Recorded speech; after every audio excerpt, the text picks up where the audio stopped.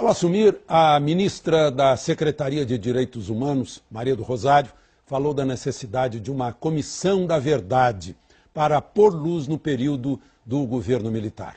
O novo ministro-chefe do Gabinete de Segurança Institucional, general José Elito Carvalho Siqueira, disse que o Brasil não tem que se envergonhar de seu passado e teria recebido uma repreensão da presidente. O Espaço Aberto vai discutir esse assunto com o deputado Jair Bolsonaro, PP, Rio de Janeiro, ex-militar, ex-oficial das Forças do Exército. Ele está nos nossos estúdios no Rio de Janeiro. Deputado Bolsonaro, o doutor Mohamed fala em sem caráter revanchista.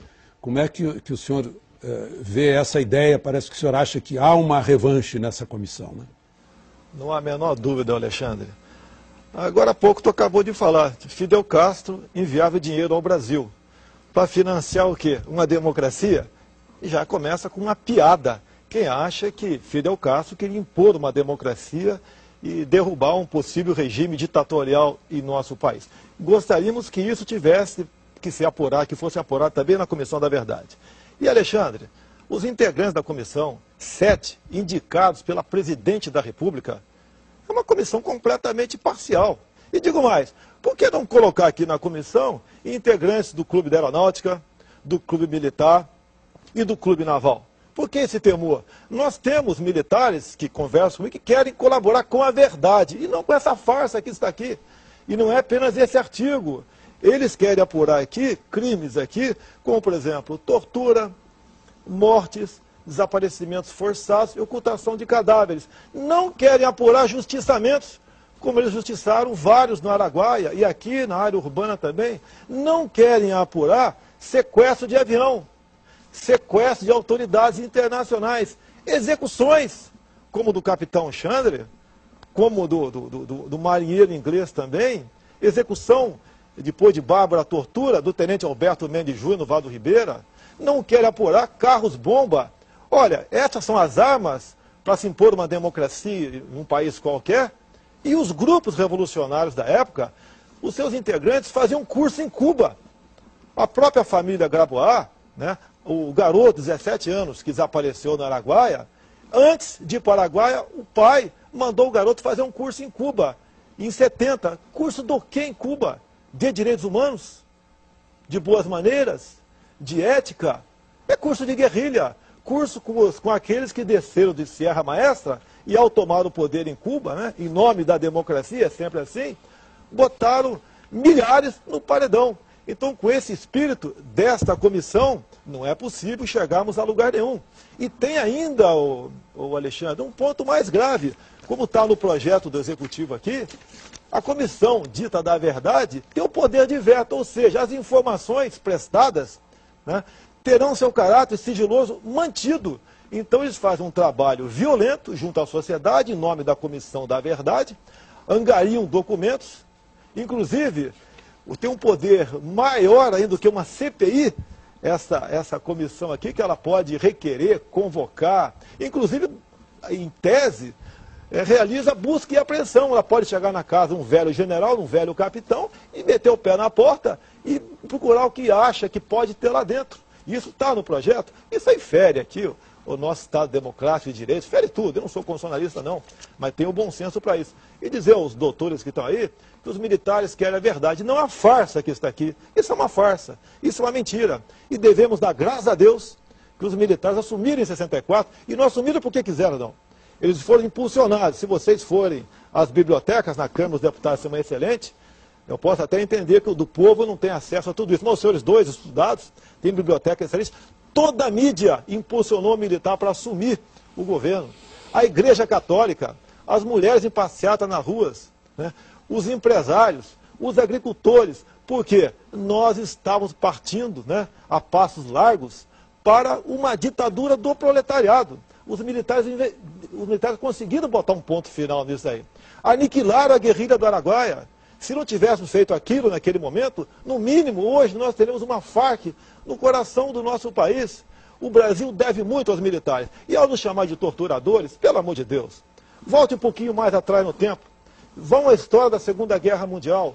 o valente e bravo soldado alemão, não podemos discutir isso daí, preferia se entregar ao soldado brasileiro, porque era tratado com dignidade. Ou seja, nós tratávamos até os temíveis alemães com dignidade. E nesse governo nosso, nós assumimos, fomos impulsionados a isso e entregamos. Não se tem notícia em país no mundo qualquer que um Estado, que um regime forte entregou para a democracia, né, anistiou a todos, inclusive muitos que eles não queriam anistiar, o militar foi além do que era proposto pelo Congresso naquele momento e trouxe todos para cá. E agora vocês partem para um revanchismo barato. Nós não podemos admitir isso aí. Isso é uma farsa. Se não tem medo da verdade, vamos botar os integrantes nossos na comissão, abrir tudo que chegar lá ao público, tudo. E eu até me comprometo, tem muitos colegas meus, mais antigos, da loja, que querem colaborar, mas não com essa farsa que está aqui. Certa vez eu perguntei a Brizola sobre o recebimento de dinheiro cubano, que teria sido desviado por ele me respondeu assim, mas companheiro, o que é anistia se não esquecimento? Se essa comissão tivesse os dois lados, o senhor concordaria com ela?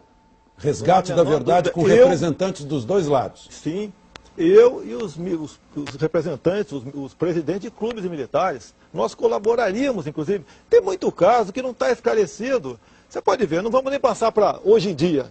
Você pode ver 2 pesos e 2 medidas. Na comissão aqui, os integrantes têm que estar comprometidos com a democracia e com os direitos humanos. E este governo tudo fez para encobrir o caso Celso Daniel, que ele foi, mais do que claro, que ele foi sequestrado, torturado barbaramente para revelar dossiês, e depois foi executado. E depois o advogado Grignal esteve na região de Santo André para transformar aquilo em um crime comum.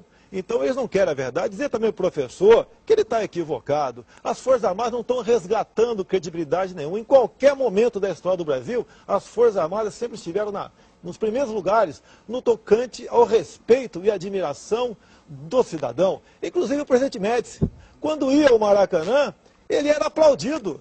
E vocês chamam isso, um presidente que estava no auge da tortura, execução. Na verdade, não. Na verdade, estava no auge dos movimentos subversivos e guerrilheiros de terroristas em nosso país. Foi daquele momento no governo Médici, é que tivemos o recrudescimento, né, de terrorismo, carros-bombas, sequestro de autoridades. Tem caso que está nebuloso ainda. O caso do carro-bomba que matou o Sentinela no QG do 2º Exército lá em São Paulo, o Mário Cosel Filho, está nebuloso até hoje. Tá? Vocês têm ministros hoje, como o Carlos Mink, que participou de latrocínio no Banco Bonfort, aqui no Rio de Janeiro. Então tem muito caso, está nebuloso. Se pegar 1000 garotos de uma escola do 2º grau hoje em dia e perguntar, já houve sequestro de avião no nosso país? Vão falar que não. Você pode ver, o caso aí do embaixador Sérgio Vieira de Mello, morreu lá em Bagdá com carro-bomba, foi uma comoção nacional. Agora o carro-bomba que matou Mário Cosel Filho, ninguém quase sabe disso. Então nós queremos toda essa verdade e as circunstâncias. Não fale em tortura, porque hoje em dia, qualquer bandido aí, quando vai para um tribunal de júri, quando se lê o depoimento dele, naquele primeiro momento que ele foi preso, ele fala, esse depoimento foi conseguido através de tortura. É o argumento que vocês usam. Não me falem em preso político. No regime militar existia a detenção por vadiagem. Então esses guerrilheiros, esses que faziam curso em Cuba, andavam com documentos falsos. Quando participavam de suas atividades criminosas e acabavam sendo mortos, eram enterrados como indigentes. Por quê? O João da Silva não existia, não, a Mariazinha não existia, então acabava sendo enterrado como indigente e hoje transformaram-se em presos políticos. Ora, meu Deus do céu, o que vocês falam sobre o Farinas lá em Cuba, né, que o pessoal do PT, a cúpula do governo, frequenta Cuba, em especial em tempo de férias? O que fala em direitos humanos lá? O que o governo fez no tocante ao não apedrejamento aí daquela senhora iraniana?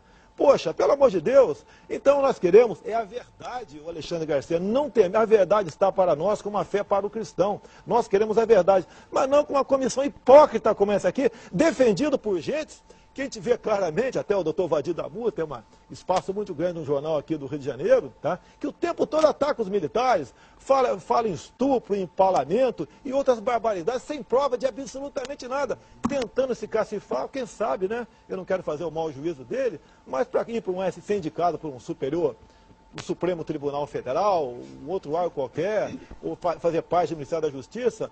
Eu quero até entender que não seja para isso, mas o ódio dele para com os militares é muito grande. E que país é esse? Que país é esse que trata as Forças Armadas dessa maneira? Falar em minoria, isso não procede. Eu recebi uma sugestão de uma professora universitária, sugerindo que fosse uma comissão acadêmica e não uma comissão política a fazer esse tipo de resgate da memória.